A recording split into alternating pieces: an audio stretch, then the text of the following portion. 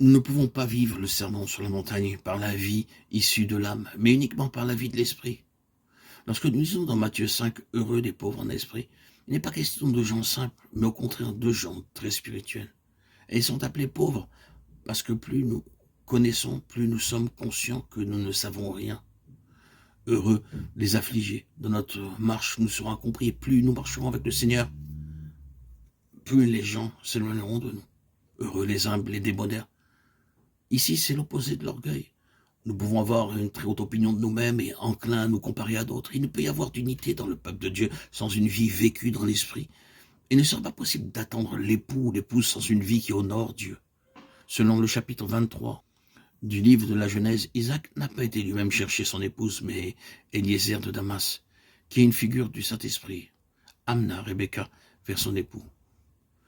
Ne cherchez pas par vous-même, recherchez le Seigneur, recherchez son plan pour votre vie.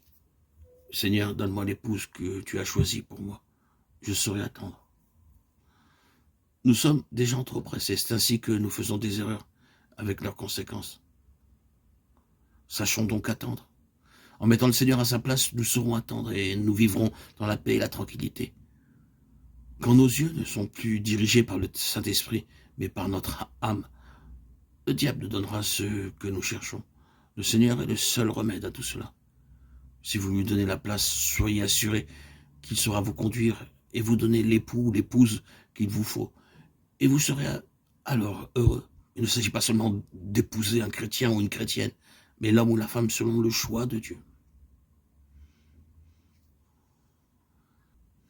Il n'est pas suffisant de se limiter à la condition d'enfant de Dieu pour justifier le mariage.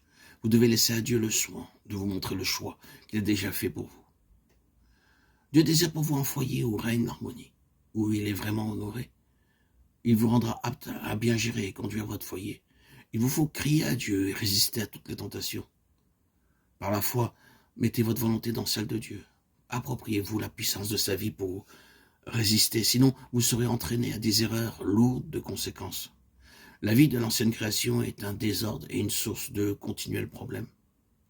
Répétons-le, tout cela a sa source dans l'homme. Selon Genèse 2, verset 18, le Seigneur veut une église semblable à lui. Il veut que l'église soit l'expression, la révélation de lui-même. L'église doit exprimer le caractère, la beauté du Seigneur et chaque membre doit devenir semblable au Fils de Dieu.